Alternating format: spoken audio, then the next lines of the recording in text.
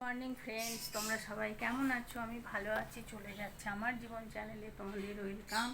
তোমরা ভালো থেকো, সুস্থ থেকো, সাবধানে থেকো, সবাইকে সাবধানে থেকো। যারা আমার দূরের বন্ধু তাদের জন্য উড়ান্ত ভালোবাসা, যারা আমার কাছের বন্ধু তাদের জড়িয়ে ধরে ভালোবাসা।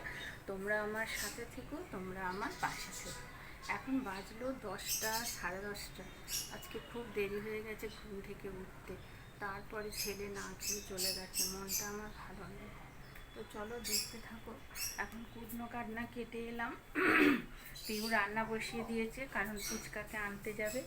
আজকে ওর পাপা অনেক সকাল সকাল বেরিয়ে গেল। অনেক সকাল নয়, 9:30। তো এখন বাজে ওরে বাবা 10:30। চলো টিফিন খেয়ে নিয়ে, আমার কর্তার খাওয়া হয়ে গেছে, এই যে শুয়ে পড়েছে। চলো দেখতে থাকো, আশা করি ভালো লাগবে। ভয়েস দিতে চলে এলাম। দেখো আমি সকালবেলায় চলে এসেছি। সকাল না, এখন প্রায় 12টা।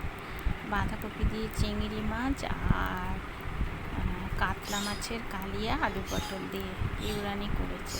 এখন আমি ডালটাই দেখো ঠিক করে রেখেছে, তাই ডালটা বাটিতে গ্যাস ছেড়ে দিলাম আর কড়াইটা বসিয়ে দিয়েছি। লাল শাক, জানো তো এটা প্রচণ্ড বালি থাকে, তাই জন্য আমাকে পিউরানি বলল যে মা শাকটা তুমি ডবল করে 3 ডবল করে ধুয়ে করো। হ্যাঁ, আমি বললাম আচ্ছা ঠিক আছে। তাই জন্য লাল শাকটা বসিয়ে দিলাম। এটা তো লাল হওয়ার ব্যাপার নেই, এই শাকটা বসিয়ে নুন দিয়ে দিলাম। এবার ঢাকা দিয়ে দেবো যাতে শুয়ে পড়ে কড়াইয়ের মধ্যে, মানে শুয়ে পড়লেই তো মানুষ লেটিয়ে যায়। দেখো আমাদের বাড়িতে যখনই ভয়েস কল দেবো তখনই চেঁচামেচি। বন্ধুরা কি বলবো বলো, দেখছো? দেখো, চিন্তা করো।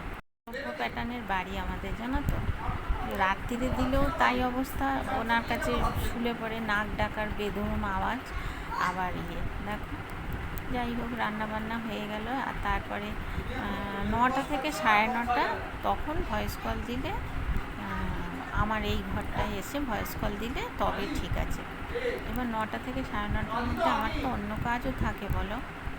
যাই হোক বন্ধুরা, একটু নত স্বীকার করে নিও। আর দেখো আমি পাথরটা পরিষ্কার করে নিলাম। কালো পাথরটা একটু বেশ পরিষ্কার করলে না আমার মনটা বেশ ভালো লাগে। আর জানলাটা কত বড় ছিল জানো? ওই যে পাথর লাগিয়েছি একদম নিচ পর্যন্ত ছিল জানলাটা। এত বড় জানলা, খুব হাওয়া ঢুকতো। তো জানলার তলাটা একটু নষ্ট হয়ে গেছিলো, তাই জন্য মিস্ত্রি মশাইকে দেখিয়ে ইট দিয়ে ওইখানটা গেঁথে পাথর লাগিয়ে দিয়েছে। তো যাই হোক, অন্ধকার হয়, এখন তো মেঘলা ওয়েদার, তার জন্য। তো যাই হোক দেখো, ডালটাও প্রায় মনে হয় হয়েই গেল, আর শাকটাও মোটামুটি হয়েই যাবে। আর সেই ফাঁকে আমি এখন তোমাদের সঙ্গে বাসন মাজা শেয়ার করেছি মনে হয়।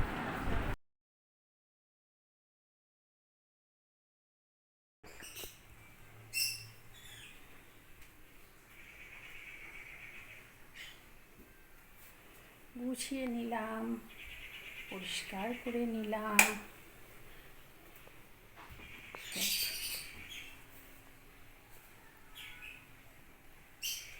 কি ভালো যে লাগে, কি বলবো বন্ধুরা। প্রিপারেশান শুরু করে দিয়েছি। আজকে যাচ্ছি পার্লারে। কি করব বলো, মেয়ে এসছে, মেয়ের সঙ্গে যাচ্ছি। জামাই পুষোনাটাকে দেখবে, আমরা যাব। আর আমার পুচকু এখন যাচ্ছে হনুমানজির মন্দির। খুব কাঁদছিল জানো তো, যা করে ওর মা ভুলিয়ে টুলিয়ে নিয়ে যাচ্ছে। আমি কতবার বলছি কী নিবি পুচু, কী নিবি বলছেই না। ওই দেখো আমার মেয়েকে আগেও দেখেছো, মেয়ের চটিটা দেখো কি সুন্দর, মন থেকে কিনেছে। আয় রে, ওই দেখো পুচু, আয় তো বাবু, পুচু এসো তো শোনা। এই দেখো আমার পুচু সাজুগুজু করেছে, এই দেখো। এসে যেন আরো অবস্থা খারাপ হয়েছে। সেইটাই তো বলছি, কাছে এসে যেন আরো বেশি খারাপ হয়েছে। না আমি সেটা বলছি না, বইয়ের পার্লারে যেতে পারবো কেন যাবো? ও এমন করে দিয়েছে না, ঘেস্টে যেতে হবে।